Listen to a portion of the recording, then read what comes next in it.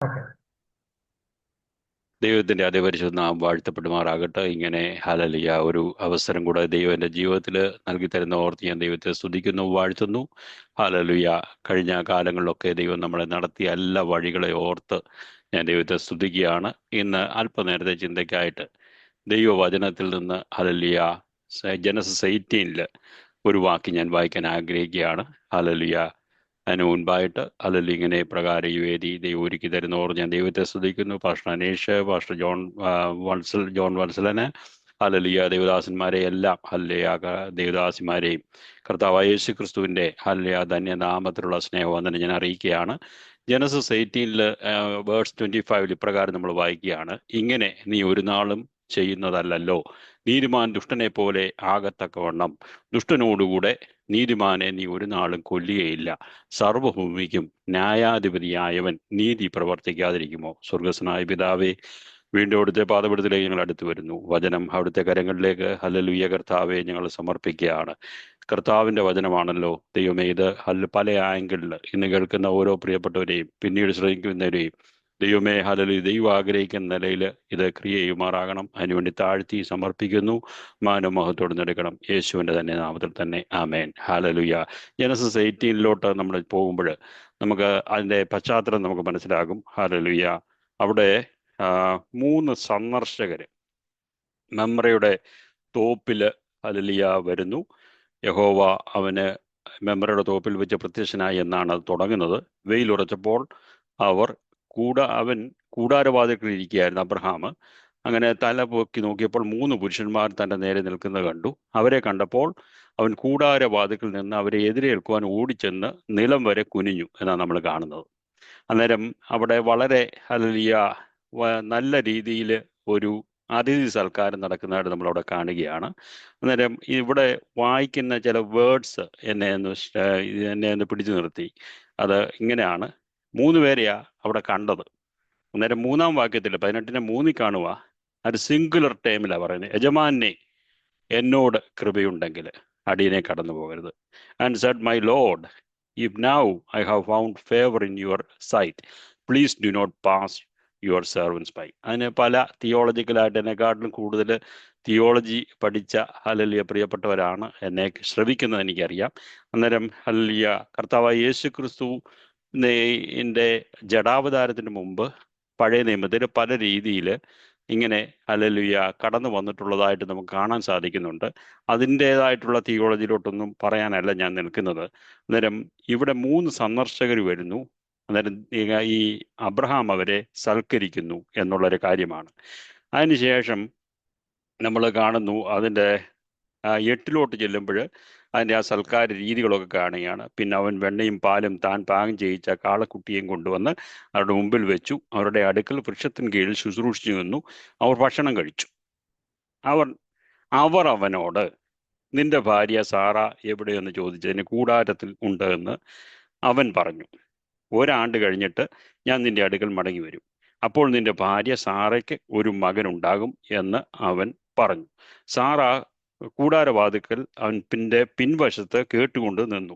എന്നാൽ അബ്രഹാമും സാറായും വയസ്സെന്ന് അവരെ മാനുഷികമായിട്ട് ചിന്തിച്ചാൽ അസാധ്യമായിട്ടുള്ള ഒരു കാര്യമാണ് ഇവിടെ ഈ സന്ദർശകർ വന്നിട്ട് പറയുന്നത്. സന്ദർശകർ നമുക്കറിയാം, ദൈവം യഹോവയായ ദൈവം അരുളി ചെയ്യുന്നത്.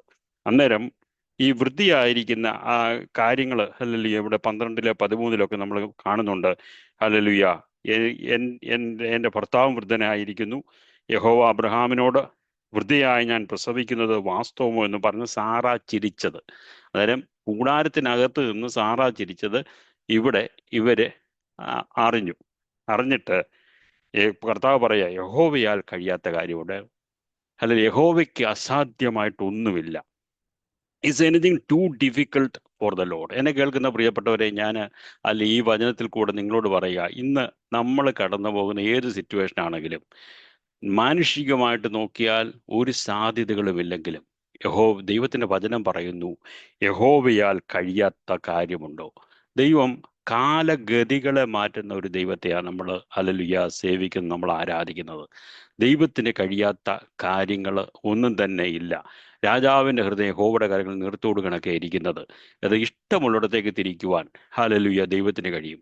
നമുക്ക് വിരോധമായി വരുന്ന, നമ്മൾ വിചാരിക്കും പല ആയുധങ്ങൾ ശത്രു എടുക്കുമ്പോൾ അതൊന്നും നമുക്ക് വിരോധമായിട്ട് ഭവിക്കാതിരിക്കുവാൻ തക്കവണ്ണം തടുത്തു നിർത്തുവാൻ ശക്തനായ ഒരു ദൈവത്തെയാണ് നമ്മൾ ആരാധിക്കുകയും സേവിക്കുകയും ചെയ്യുന്നത്. അന്നേരം എൻ്റെ ആ വാക്യത്തിലേക്ക് ഞാൻ കടന്നു വരട്ടെ. അന്നേരം ഇവിടെ ഹല്ലേലൂയ യഹോവയാൽ കഴിയാത്ത കാര്യമുണ്ട്. ഒരാണ്ട് കഴിഞ്ഞിട്ട് ഈ സമയമാകുമ്പോൾ ഞാൻ നിന്റെ അടുക്കൽ മടങ്ങി വരും, സാറയ്ക്ക് ഒരു മകൻ ഉണ്ടാകുമെന്ന് അരുളി ചെയ്തു. സാറ ഭയപ്പെട്ടു. അന്നേരം സാറ കൂടാരത്തിലിരുന്ന് ചിരിച്ചത് ഇവിടെ ഇവരറിഞ്ഞെന്നറിഞ്ഞു കഴിഞ്ഞപ്പോൾ സാറ ഭയപ്പെട്ടു. എന്നിട്ട് അതിനുശേഷം നമ്മൾ കാണുന്നത് അബ്രഹാം സോതോമിന് വേണ്ടി മധ്യസ്ഥത ചെയ്യും. നമ്മൾ ഈ പ്രയർ ലൈനിൽ ഇരുന്ന് പല കാര്യങ്ങൾക്ക് വേണ്ടി മധ്യസ്ഥത ചെയ്യുക. രാജ്യങ്ങൾക്ക് വേണ്ടി, ഇന്ത്യയിൽ കഷ്ടതയും പ്രയാസത്തിൽ കൂടെ കടന്നു പോകുന്ന ദൈവജനത്തെ ഓർത്ത് ഒക്കെ നമ്മൾ പല രീതിയിൽ മധ്യസ്ഥത ചെയ്യുകയാണ്. അന്നേരം ഇവിടെ അബ്രഹാം സോതോമിന് വേണ്ടി മധ്യസ്ഥത ചെയ്യുന്നെന്ന് കാണുകയാണ്.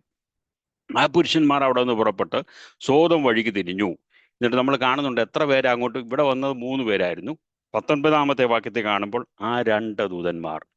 അന്നേരം ഇവിടെ നമുക്ക് മനസ്സിലാക്കാൻ പറ്റും, യഹോവയായ ദൈവം തന്നെ ഇറങ്ങി വന്ന് അബ്രഹാമിനോട് സംസാരിച്ച കാര്യമാണ് നമ്മളിവിടെ കണ്ടത് എന്ന് നമുക്ക് കാണാൻ സാധിക്കും. യഹോവയുടെ സന്നിധിയിൽ ഈ അബ്രഹാം നിന്നിട്ട് യഹോവ അബ്രഹാമിനെ കുറിച്ച് അരുളി ചെയ്തത് അവന് നിവർത്തിച്ചു കൊടുക്കുവാൻ തക്കവണ്ണം അബ്രഹാം തൻ്റെ മക്കളോടും തനിക്കുള്ള പിമ്പുള്ള കുടുംബത്തോടും നീതിയും ന്യായവും പ്രവർത്തിച്ചുകൊണ്ട് യഹോവയുടെ വഴിയിൽ നടക്കുവാൻ കൽപ്പിക്കേണ്ടത് ഞാൻ അവരെ തിരഞ്ഞെടുത്തിരിക്കുന്നു. അതായത് നമ്മുടെ തിരഞ്ഞെടുപ്പ് ഉറപ്പൊക്കെ ഇടയ്ക്കിടയ്ക്ക് നമ്മളെ ഒന്ന് ഉറപ്പിക്കും. നമ്മൾ ഒരു ശകലം ഒന്ന് പിന്മാറ്റത്തിലോ, അല്ലെങ്കിൽ പിന്മാറ്റം എന്ന് പറയുന്നത് ഫുള്ളങ്ങ് 180 ഡിഗ്രി പോകുന്നതല്ല, കർത്താവ് ആഗ്രഹിക്കുന്ന നിലയിൽ നമ്മൾ മുന്നോട്ട് കടന്നു പോകുന്നില്ലെങ്കിൽ ദൈവം പിന്നെയും നമ്മൾ ഓർപ്പിച്ചുണർത്തിക്കൊണ്ടിരിക്കും എന്നുള്ള കാര്യം നമ്മളിവിടെ കാണുകയാണ്. പിന്നെ ഇവിടെ നമ്മൾ കാണുന്ന ആ കുറിവാക്യം എന്ന് പറയുന്നത് യഹോവയായ ദൈവത്തെക്കുറിച്ച് ഇവിടെ ഒരു വാക്യം പറഞ്ഞിരിക്കുക, സർവഭൂമിക്കും ന്യായാധിപതിയായവൻ നീതി പ്രവർത്തിക്കാതിരിക്കുമോ. അന്നേരം ഇവിടുത്തെ ആ പശ്ചാത്തലം നമ്മൾ മനസ്സിലാക്കണം. അബ്രഹാമിൻ്റെ വീട്ടിൽ മെമ്രയുടെ തോപ്പിൽ 3 സന്ദർശകർ വന്നു. 3 സന്ദർശകരെ വേണ്ട രീതിയിൽ സൽക്കരിച്ചതിന് ശേഷം അവിടെ ദൈവിക വാഗ്ദത്തം ഉറപ്പിക്കുന്നു. അടുത്ത വർഷം ഹല്ലേലൂയ വാഗ്ദത്തം നിവർത്തി ഉണ്ടാകും എന്നുള്ള കാര്യം പറയുകയാണ്. കർത്താവ് നമ്മുടെ ദൈവത്തിന് കഴിയാത്ത കാര്യമില്ലെന്നുള്ള കാര്യം ഒന്നുകൂടെ ഉറപ്പിച്ചു. അതിനുശേഷം സോതോമിന് ഭവിക്കാൻ പോകുന്ന കാര്യത്തെക്കുറിച്ച് അബ്രഹാമിനോട് ദൈവം പറയുന്നു എന്ന് അവിടെ കാണുകയാണ്. അങ്ങനെ ആ പുരുഷന്മാർ അവിടെ നിന്ന് തിരിഞ്ഞ് സോതോമിലേക്ക് പോയി. അബ്രഹാമോ യഹോവയുടെ സന്നിധിയിൽ തന്നെ നിന്നു. അബ്രഹാം അടുത്ത് എന്ന് പറഞ്ഞത്, ദുഷ്ടനോടുകൂടി നീ നീതിമാനെയും സംഹരിക്കുമോ? പക്ഷേ ആ പട്ടണത്തിൽ 50 നീതിമാന്മാർ. അന്നേരം ഇതിന് മുമ്പായിട്ട് തന്നെ യഹോവ പറയുകയാണ്, സോതോമിന്റെയും ഗോമോറയുടെയും നിലവിളി വലിയതും അവരുടെ പാപം അതികഠിനവും ആകുന്നു. ഞാൻ ചെന്ന് എൻ്റെ അടുക്കൽ വന്നെത്തിയ നിലവിളി പോലെ അവർ കേവലം പ്രവർത്തിച്ചിട്ടുണ്ടോ ഇല്ലയോ എന്ന് നോക്കി അറിയും എന്ന് അരുളി ചെയ്തു. അങ്ങനെ ആ പുരുഷന്മാർ 2 ദൂതന്മാരെ വിട്ടു അങ്ങോട്ട് സോതോമിലോട്ട് വിട്ടു. അന്നേരം അതിനുശേഷം അബ്രഹാം അടുത്ത് എന്ന് പറഞ്ഞത് ദുഷ്ടനോടുകൂടി. അന്നേരം ഇവിടെ നടക്കുന്നത് ഒരു മധ്യസ്ഥതയാണ്, സോതോമിന് വേണ്ടിയുള്ള മധ്യസ്ഥത ചെയ്യുക. അന്നേരം ഇവിടെ നമുക്കറിയാം എൻ്റെ പശ്ചാത്തലമൊക്കെ 50 തുടങ്ങി 45, പിന്നെ 40 നീതിമാന്മാരുണ്ടെങ്കിൽ അതെല്ലാം കഴിഞ്ഞ് 30, 20, 10 വരെ വന്ന് നിർത്തിയിട്ട് ഇവിടെ പറയുക, ഹല്ലേലൂയ ഞാൻ കർത്താവിനോട് സംസാരിക്കാൻ തുനിഞ്ഞുവല്ലോ, പക്ഷേ 20 പേരെ, അത് കഴിഞ്ഞിട്ട് കർത്താവെ കോപിക്കരുത്, ഞാൻ ഒരു പ്രാവശ്യം മാത്രം സംസാരിക്കും, പക്ഷെ 10 പേരെ അവിടെ നിന്ന് കണ്ടാലോ എന്ന് പറഞ്ഞ് ഞാൻ 10 പേരുടെ നിമിത്തം നശിപ്പിക്കുകയില്ല എന്ന് അവൻ അരുളി ചെയ്തു. അങ്ങനെ അബ്രഹാമിനോട് അരുളി ചെയ്തു തീർന്ന ശേഷം അവിടെ നിന്ന് പോയി അബ്രഹാമും തൻ്റെ സ്ഥലത്തേക്ക് മടങ്ങിപ്പോയി. അന്നേരം ഇവിടെ ആ കാര്യങ്ങളൊക്കെ കാണുകയാണ്. അന്നേരം സോതോമിന് വേണ്ടി മധ്യസ്ഥത ചെയ്തു. ഇതിനകത്തിൽ നിന്ന് നമ്മൾ വായിച്ച വാക്യം എന്ന് പറഞ്ഞേ, ഇങ്ങനെ നീ ഒരു നാളും ചെയ്യുന്നതല്ലല്ലോ, നീതിമാൻ ദുഷ്ടനെ പോലെ ആകത്തക്കവണ്ണം ദുഷ്ടനോടുകൂടെ നീതിമാനെ നീ ഒരു നാളും കൊല്ലുകയില്ല. അന്നേരം ഇവിടെ നമ്മുടെ ദൈവം എന്ന് പറയുന്ന ഒരു റൈറ്റസ് ജഡ്ജാണ്. ഇതിൻ്റെ പശ്ചാത്തലങ്ങൾ നോക്കിയാൽ നമുക്ക് കാണാൻ സാധിക്കും.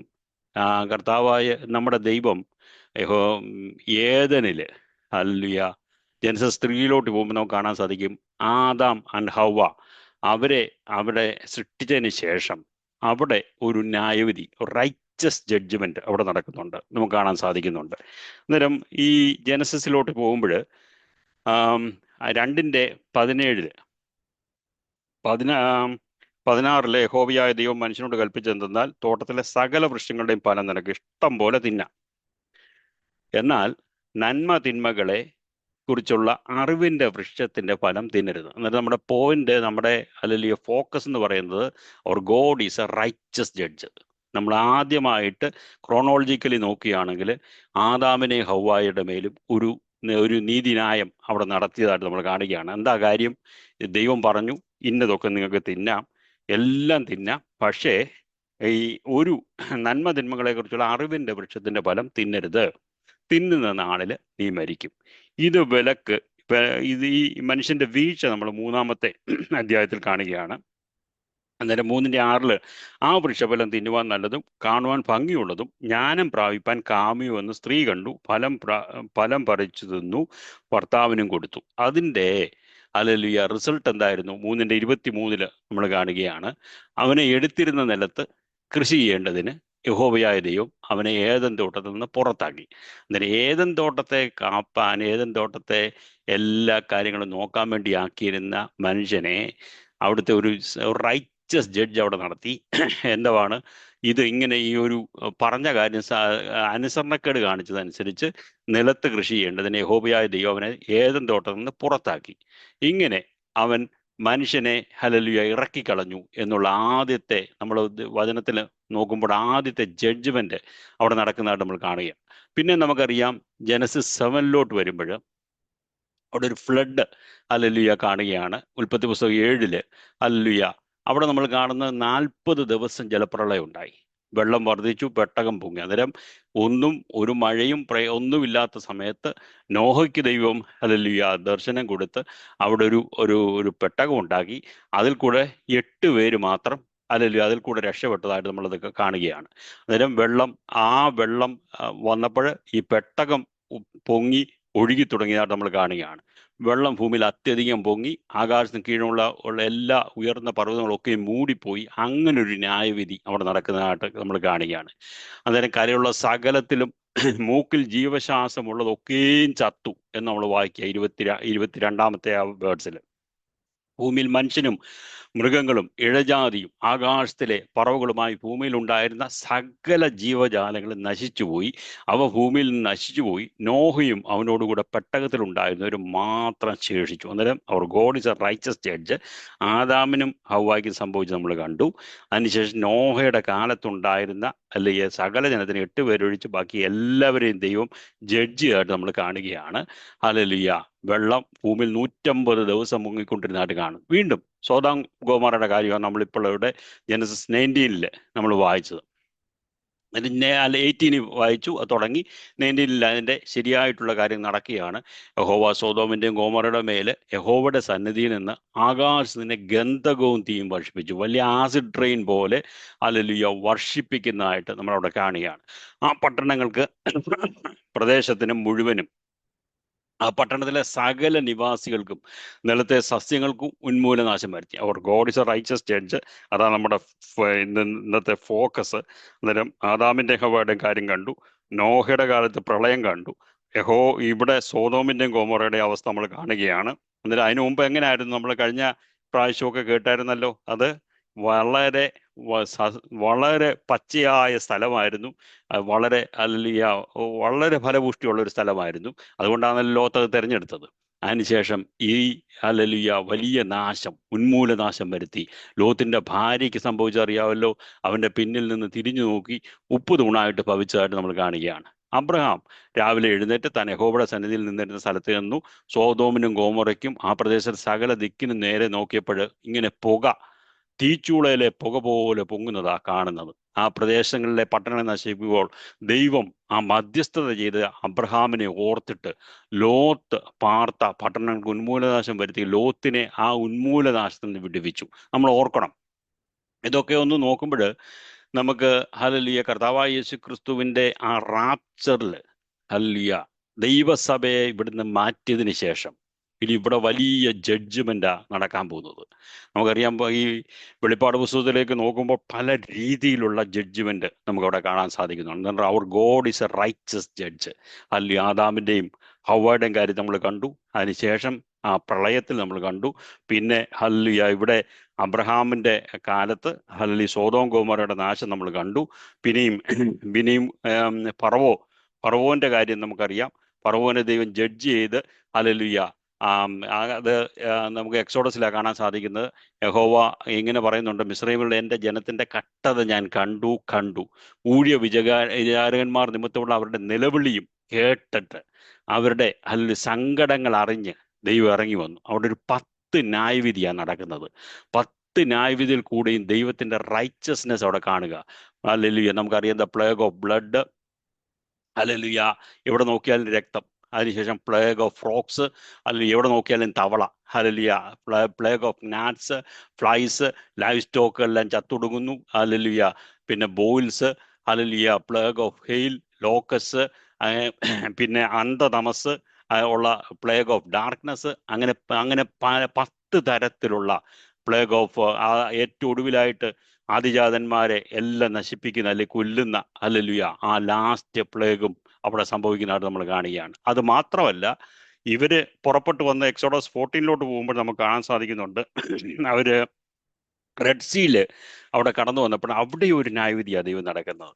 ദൈവം അവിടെ നടത്തിയെടുക്കുന്നതായിട്ട് കാണുന്നുണ്ട്.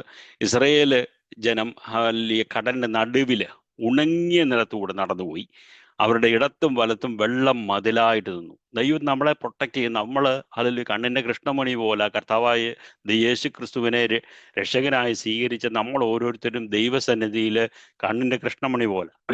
ഇന്ന് ഓർത്തോണം, ആരൊക്കെ കഷ്ടതയിലെ പ്രയാസത്തിൽ കൂടെ അല്ലെങ്കിൽ ദൈവജനത്തെ പീഡിപ്പിക്കുന്നുണ്ടോ അതിനൊക്കെ അല്ലെങ്കിൽ തക്കതായിട്ടുള്ള മറുപടി ദൈവം അല്ലെങ്കിൽ അയക്കും, അല്ലെങ്കിൽ അയച്ചുകൊണ്ടിരിക്കുന്നു.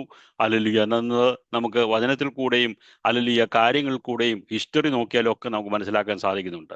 അന്നേരം മിസ്രൈമ്യര് പിന്തുടർന്നു. ഇവര് പോയതുപോലെ ഞങ്ങൾക്കും പോകാമല്ലോ വേണമെങ്കിൽ. അന്നേരം ഇവരുടെ പുറവിന് പോയാൽ ശരിയാകുമെന്ന് വിചാരിച്ചു പോയി. ഫറവോന്റെ കുതിരയും രഥങ്ങളും കുതിരപ്പടയും എല്ലാം അവരുടെ പിന്നാലെ കടലിന്റെ നടുവിലേക്ക് ചെല്ലുക. അതിന് പ്രഭാതയാമത്തില് അല്ലെങ്കിൽ യഹോവ അഗ്നിമേഘ സ്തംഭത്തിൽ നിന്ന് മിസ്രൈമ്യ സൈന്യത്തെ നോക്കിയതേ ഉള്ളൂ. അന്നേരം ദൈവത്തിന്റെ കടാക്ഷം ഒരാൾക്ക് അത് കൃപയ്ക്കായിട്ട് വ്യാപരിക്കുമ്പോൾ, പ്രൊട്ടക്ഷനായിട്ട് വ്യാപരിക്കുമ്പോൾ, മറ്റുള്ളവർക്ക് അത് അവരുടെ ഹല്ലേലൂയ അധപ്പതനത്തിന് അല്ലെങ്കിൽ അവരുടെ മരണത്തിന് ഒക്കെ കാര്യമാകുന്നതായിട്ട് ഇവിടെ കാണാൻ സാധിക്കുന്നത്. അഗ്നിമേഘ സ്തംഭത്തിൽ നിന്ന് മിസ്രൈമ്യ സൈന്യത്തെ നോക്കി മിസ്രൈമ്യ സൈന്യത്തെ താറുമാറാക്കി. അന്നേരം അവരുടെ രഥചക്രങ്ങളെ ഓട്ടമൊക്കെ അങ്ങോട്ട് പ്രയാസമാക്കിയിട്ട് ഹല്ലേലൂയ അന്നേരം തന്നെ അവർക്ക് മനസ്സിലായി ഇവരെ വിട്ട് ഓടിപ്പോകണമെന്ന്. എന്നാൽ അതിനു മുമ്പായിട്ട് എന്തോ സംഭവിച്ചെന്നറിയാവോ? ഈ ഇസ്രയേലിയർ അങ്ങേക്കരയ്ക്ക് എത്തുകയും ചെയ്തു. വെള്ളമെല്ലാം തിരിച്ചു വന്നിട്ട് ഇവരുടെ മേൽ മടങ്ങി വന്ന് അവരുടെ പിന്നാലെ കടലിലേക്ക് ചെന്നിരുന്ന രഥങ്ങളെയും കുതിരപ്പടയെയും ഫറവോന്റെ സൈന്യത്തെയും എല്ലാം അവരിൽ ഒരുത്തൻ പോലും ശേഷിച്ചില്ലെന്നുള്ളതാണ് 14:28 നമ്മൾ വായിക്കുന്നത്. ഇസ്രായേൽ മക്കൾ കടലിന്റെ നടുവെ ഉണങ്ങിയ നിലത്തുകൂടി കടന്നുപോയി. വെള്ളം അവരുടെ ഇടത്തും വലത്തും മതിലായി നിന്നു. എങ്ങനെ? അല്ലെങ്കിൽ യഹോവ ആ ദിവസം ഇസ്രായേലിനെ മിസ്രൈമിന്റെ കയ്യിൽ നിന്ന് രക്ഷിച്ചു. മിസ്രൈമിൽ കടൽക്കരയിൽ ചത്തടിഞ്ഞ് കിടക്കുന്ന കണ്ട ഇസ്രായേലിയര് കാണുകയും ചെയ്തു. യഹോവ മിസ്രൈമിൽ ചെയ്ത ഈ പ്രവൃത്തി ഇസ്രായേൽ കണ്ട് ജനം യഹോവയെ ഭയപ്പെട്ടു. അന്നേരം നോക്കണം, our God is a righteous judge. എന്താണ്? ആദാമിന്റെയും ഹവ്വായുടെയും കാര്യത്തിൽ നമ്മൾ കണ്ടു. പിന്നെ നോഹയുടെ കാലത്തെ ഫ്ലഡിൽ നമ്മൾ കണ്ടു. പിന്നെ സോദോം ഗൊമോറയുടെ നാശം നമ്മൾ കണ്ടു. ഫറവോന്റെ സൈന്യത്തിന്റെ മേലെ ഫറവോന്റെ രാജ്യത്തിന്റെ മേലുള്ള 10 പ്ലേഗുകൾ ഇവിടെ റെഡ് സീൽ നടക്കുന്നത്. ഇത് മാത്രമല്ല, പുതിയ നിയമത്തിലോട്ട് നോക്കുമ്പോഴും നമുക്ക് കാണാൻ സാധിക്കുന്നുണ്ട്. ഇതിൻ്റെതായിട്ടുള്ള വലിയ വലിയ കാര്യങ്ങളായിട്ടല്ലെങ്കിലും ഈ ദൈവസഭയില് ആദ്യമായിട്ട് ചില പ്രവർത്തികൾ അനന്യാസിന്റെയും സഫീറയുടെയും കാര്യം നമുക്കറിയാം. ആക്സ് 5 നമ്മളത് കാണുന്നത്. ആ കാര്യം എല്ലാവർക്കും അറിയാവുന്ന കാര്യമാണ്. 5:3 നമ്മൾ ഇപ്രകാരം വായിക്കുന്നുണ്ട്, പരിശുദ്ധാത്മാവിനോട് വ്യാജം കാണിച്ച അനന്യാസ് നിലത്തിന്റെ വിലയിൽ കുറെയെടുത്ത് വെപ്പാനും സാത്താനിന്റെ ഹൃദയം കൈവശമാക്കി. അത് വിൽക്കും മുമ്പേ നിന്റേതായിരുന്നു. അന്നേരം ഇതിനെക്കുറിച്ച് തന്നെ പല ടോപ്പിക്കായിട്ട് പ്രീച്ച് ചെയ്യുന്നവരുണ്ട്. എന്നാൽ അതല്ല എൻ്റെ സബ്ജക്റ്റ്. അതുകൊണ്ട് ഞാൻ മുന്നോട്ട് കടന്നു പോകുന്നതാണ്. Our God is a righteous judge എന്ന് പറയാൻ വേണ്ടി മാത്രമാണ് ഞാനിത് പറഞ്ഞ് മുന്നോട്ട് പോവുകയാണ്. അനന്യാസ് മാത്രമല്ല, അനന്യാസിന്റെ പുറകിലോ അതിന് ശേഷം കുറച്ച് കഴിഞ്ഞിട്ട് വന്ന ഏകദേശം മൂന്ന് മണി നേരം കഴിഞ്ഞപ്പോൾ അവൻ്റെ ഭാര്യ ഈ സംഭവിച്ചൊന്നും അറിയാതെ അകത്തു വന്നു. പത്രോസ് അവളോട്, ഇത്രയ്ക്കോ നിങ്ങൾ നിലം വിറ്റത്, പറക എന്ന് പറഞ്ഞു. ഇത്രയ്ക്ക് തന്നെ എന്ന് പറഞ്ഞു. അപ്പോൾ അവളോട്, കർത്താവിൻ്റെ ആത്മാവിനെ പരീക്ഷിപ്പാൻ നിങ്ങൾ തമ്മിൽ ഒത്തതെന്ത്? ഇതാ നിന്നെ ഭർത്താവിനെ കുഴിച്ചിട്ട് അവരുടെ കാല് വാതിലുണ്ട്, അവർ നിന്നെയും പുറത്തു കൊണ്ടുപോകുമെന്ന് പറഞ്ഞു. അന്നേരം our God is a righteous judge എന്നുള്ള കാര്യമാണ്. ഇനിയും നമ്മളെ സംബന്ധിച്ച് ഹല്ലേലൂയ, കർത്താവ് ദൈവമക്കളാകുന്ന നമ്മളെ സംബന്ധിച്ച് റാപ്ചറിൽ ഹല്ലേലൂയ നമ്മൾ നോക്കിയിരിക്കുകയാണ്. അതിനുള്ള ഇനിയും പ്രവചനങ്ങളൊന്നും റാപ്ചറിന് വേണ്ടി ഫുൾഫിൽ ചെയ്യാനില്ല. It can happen at any time. ഇത് വെളിപ്പാട് പുസ്തകത്തിലേക്ക് നോക്കുമ്പോൾ എനിക്കിനിയും ഒരു 5 minutes ഉണ്ടല്ലോ. ഹല്ലേലൂയ, ആ വെളിപ്പാട് പുസ്തകം നമ്മൾ കാണുന്നത് ഈ റാപ്ചർ ഹല്ലേലൂയ സംഭവിച്ചതിന് ശേഷം ഇവിടെ നടക്കുന്ന ഹല്ലേലൂയ അവർ റൈച്ചസ് ഗോഡ് ഇവിടെ ജഡ്ജ് ചെയ്യുന്ന ചില കാര്യങ്ങൾ നമ്മൾ കാണുന്നുണ്ട്. ഹല്ലേലൂയ, ഇതിൻ്റെ വെളിപ്പാട് പുസ്തകത്തെക്കുറിച്ച് നോക്കുമ്പോൾ ഹല്ലേലൂയ 7 സഭകളെ കുറിച്ച് തന്നെ പറയുമ്പോൾ ദൈവം ചെയ്ത താക്കീതുകൾ കൊടുക്കുന്നുണ്ട്. 2 സഭകൾക്ക് ഒഴിച്ച്, സ്മുർണ സഭയ്ക്കും ഹല്ലേലൂയ അതുപോലെ ഫിലദൽഫിയ സഭയ്ക്കും ഒഴിച്ച് ഹല്ലേലൂയ എല്ലാത്തിനും താക്കീത് കൊടുക്കുന്നുണ്ട്. അതിന് ശേഷം നമ്മൾ ഹല്ലേലൂയ കാണുന്നുണ്ട് 7 ഹല്ലേലൂയ മുദ്രകൾ, 7 സീൽസ്, അതിൽ ഓരോന്നും ജഡ്ജ്മെന്റ് നടക്കുന്നത് ആയിട്ട് നമ്മൾ കാണുന്നുണ്ട്. അതിനുശേഷം 7 ഹല്ലേലൂയ ട്രംപറ്റ്സ്, ആ ട്രംപറ്റ്സിൽ ഓരോന്നിലും ഹല്ലേലൂയ ജഡ്ജ്മെന്റ്, പല രീതിയിലുള്ള ജഡ്ജ്മെന്റ് നടക്കുന്നത് നമ്മൾ കാണുന്നുണ്ട്. അതിനുശേഷം ക്രോധ കലശങ്ങൾ, അതിലും ഹല്ലേലൂയ ജഡ്ജ്മെന്റ് നടക്കുന്നതായിട്ട് നമ്മൾ കാണുകയാണ്. അന്നേരം ആ കാര്യം പിന്നെ മൃഗത്തിന്റെ ജഡ്ജ്മെന്റ് ഉണ്ട്. ഹല്ലേലൂയ, അതായത് പിതാപുത്ര പരിശുദ്ധാത്മാവ് എന്ന് പറയുന്നത് പോലെ തന്നെ ഈ ഹല്ലേലൂയ പിശാചിനും തൃത്വത്തിന്റെ പരിപാടി ഉണ്ടല്ലോ. ഹല്ലേലൂയ, അതുകൊണ്ട് മൃഗമുണ്ട്. ഈ മൃഗത്തെ ഹല്ലേലൂയ ഈ പ്രൊമോട്ട് ചെയ്യുന്ന പരിശുദ്ധാത്മാവിന് ഹല്ലേലൂയ ഇതായിട്ട് നോക്കുന്ന ഹല്ലേലൂയ ആ വ്യാജ പ്രവാചകനുണ്ട്. ഹല്ലേലൂയ സാത്താനുണ്ട്. ഹല്ലേലൂയ, അങ്ങനെ മൂന്ന് തരത്തിൽ പിതാപുത്ര പരിശുദ്ധാത്മാവിന്റെ ഡ്യൂപ്ലിക്കേറ്റ് ആയിട്ട് അല്ലെങ്കിൽ ഇവരും പ്രവർത്തിച്ചുകൊണ്ടിരിക്കുന്ന സമയമാണ്. അതിനുശേഷം നമ്മൾ കാണുകയാണ് ബാബിലോണിന്റെ വീഴ്ച. ബാബിലോൺ എന്ന് പറയുന്നത് ഫൈനാൻഷ്യൽ ബാബിലോൺ ആകാം, അല്ലെങ്കിൽ അത് രണ്ടും ആകാം. ഫൈനാൻഷ്യൽ ബാബിലോണും ഉണ്ട്, അതുപോലെ തന്നെ റിലീജിയസ് ബാബിലോൺ ഉണ്ട്. ഇതിനെല്ലാം ന്യായവിധിയുണ്ട്. ന്യായവിധിക്കായിട്ട് നോക്കിയിരിക്കുകയാണ്. ഹല്ലേലൂയ, അതിനുശേഷം കുഞ്ഞാടിന്റെ ഹല്ലേലൂയ കല്യാണ സദ്യ, വെള്ളക്കുതിരപ്പുറത്ത് ശരിയായിട്ടുള്ള, ആദ്യമേ വെള്ളക്കുതിര എന്ന് പറഞ്ഞാൽ ഫേക്കായിട്ട് വരുന്ന വെള്ളക്കുതിരയുണ്ട്. അത് കഴിഞ്ഞിട്ട് ശരിയായിട്ടുള്ള വെള്ളക്കുതിര പുറത്തിരിക്കുന്നവൻ വരുമ്പോൾ ഹല്ലേലൂയ മൃഗത്തെയും അതിനു മുമ്പാകെ താൻ ചെയ്ത അത്ഭുത അടയാളങ്ങളെയും മനുഷ്യരെ ചതിച്ച മൃഗത്തിന്റെ മുദ്ര ഏൽപ്പിക്കുകയും അവന്റെ പ്രതിമയെ നമസ്കരിക്കുകയും ചെയ്ത കള്ളപ്രവാചകന്മാരെ പിടിച്ചുകെട്ടി ഇരുവരെയും ഗന്ധകം കത്തുന്ന തീ പൊയ്കൽ ജീവനോടെ തള്ളിക്കളഞ്ഞു. Our God is a righteous judge. അതിൽ സാത്താനെ 1000 ആണ്ടേക്ക് കാണുന്നു. അന്നേരം നമ്മൾ ഓർക്കണം, ട്രിനിറ്റി എന്ന് ഞാൻ പറഞ്ഞല്ലോ. സാത്താനുണ്ട്, അതിൻ്റെ കൂടെ നിന്ന 2 പേരാ, മൃഗത്തെയും അതിൻ്റെ മുമ്പാകെ താൻ ചെയ്ത അടയാളങ്ങളാൽ മൃഗത്തിന്റെ മുദ്ര ഏൽപ്പിക്കുകയും നമസ്കരിക്കുകയും ചെയ്ത കള്ളപ്രവാചകൻ. മൃഗത്തെയും കള്ളപ്രവാചകനെയാ ഇവിടെ ചെയ്ത് ഗന്ധകം കത്തും തീപ്പൊയ്കയിലിട്ടു. പിന്നെ സാത്താനെ 1000 ആണ്ടേക്ക് ബന്ധിച്ച് മാറ്റുന്നതായിട്ട് കാണുന്നു. അതൊരു 1000 ആണ്ട് വാഴ്ച നമ്മൾ കർത്താവിനോടൊത്ത് ഈ ഭൂമിയിൽ ഹല്ലേലൂയ കർത്താവിനോടൊത്ത് വാഴാൻ പോവുക. ഹല്ലേലൂയ, അതിനുശേഷമാണ് നിത്യത തുടങ്ങുന്നത്. പുതിയ ആകാശവും പുതിയ ഭൂമിയും വരും. ദുഷ്ടന്മാരുടെ ന്യായവിധിയുണ്ട്.